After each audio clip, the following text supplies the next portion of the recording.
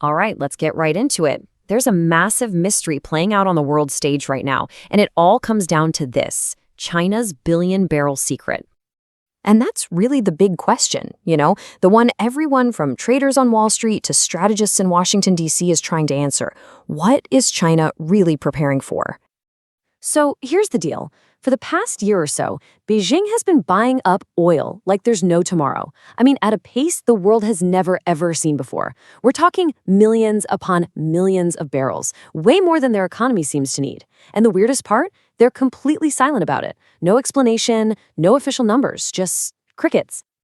And look, this isn't some conspiracy theory cooked up on the internet. At the huge Asia-Pacific Petroleum Conference last year, this was the topic everyone was buzzing about. Insiders, the people who actually trade this stuff, they're calling it the million-dollar question. And you can bet they have a good reason to. The stakes here are, well, they're enormous. You see, China's crazy buying spree is pretty much the only thing keeping global oil prices from completely cratering below $50 a barrel. Seriously, if they suddenly hit the brakes, the entire market could just fall off a cliff. So you can see why it's so important to figure out why they're doing this, because that's the only way to guess when they might stop.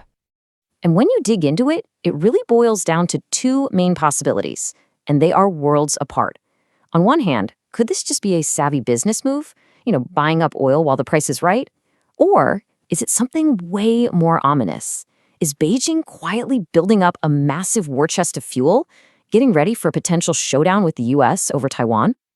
To start unraveling this mystery, we've got to look at a different conflict. We have to look at the huge lessons China took away from Russia's war in Ukraine and the West's reaction to it. So right after that invasion kicked off, Beijing did something interesting, and they did it quietly.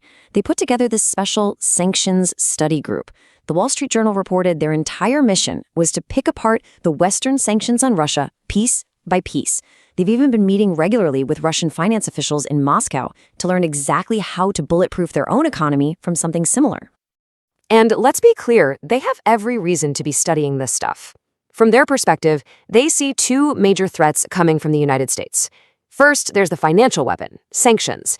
The US could use the power of the dollar to make it incredibly difficult, if not impossible, for China to buy the energy it needs. But the second threat, well, that's a whole lot more direct. We're talking about a full-on naval blockade.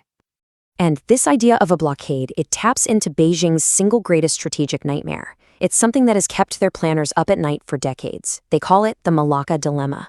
Just look at a map. Almost all of their imported oil and gas has to squeeze through this one tiny waterway, the Strait of Malacca. It's a natural choke point, one that a rival navy, like the US Navy, could cork up in a heartbeat. And we're not talking about a small vulnerability here. The scale is just staggering.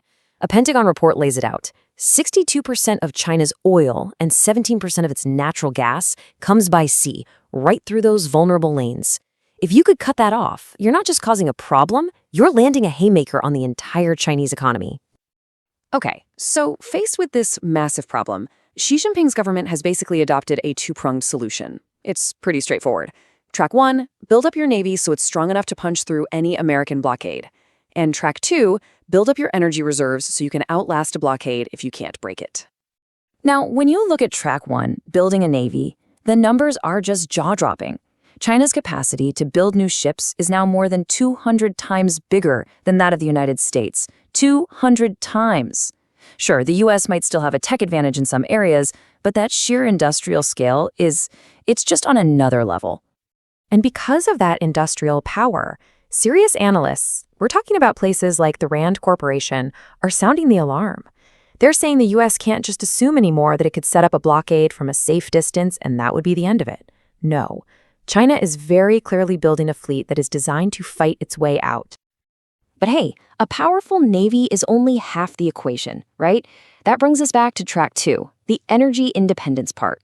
And this comes from the very top. Xi Jinping himself said it flat out a few years ago. We must control our energy supply.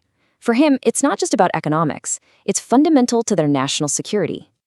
And trust me, he was not being dramatic. One U.S. Commerce Department study tried to calculate the damage of a full blockade. Their estimate, it could slash China's GDP by 17%.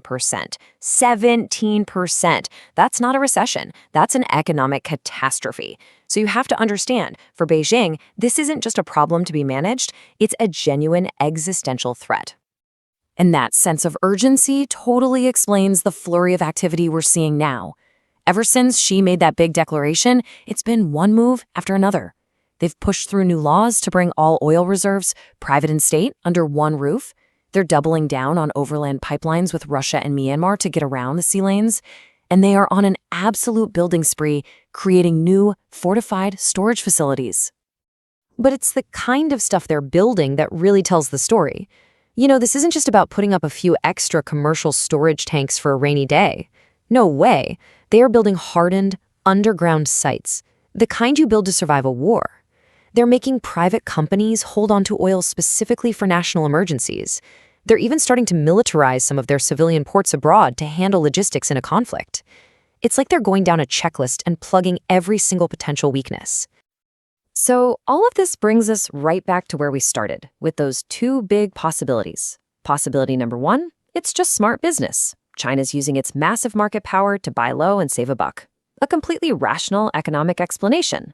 But then there's possibility number two, that this is a calculated strategic move to build up a war-ready fuel reserve specifically to withstand a U.S. blockade during a fight over Taiwan.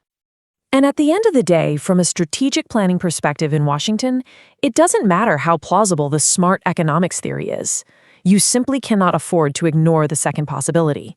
When you add up all the evidence, it paints a picture of a nation methodically preparing for a major conflict, one where they know their energy supply lines will be target number one. Which leaves us with the ultimate question, doesn't it? If all this prep work is for a conflict, then timing is absolutely everything. So I'll just leave you with this to think about. If you were Xi Jinping and your billion-barrel insurance policy was almost full, would you roll the dice on a conflict over Taiwan while Donald Trump is in office? Or would you wait?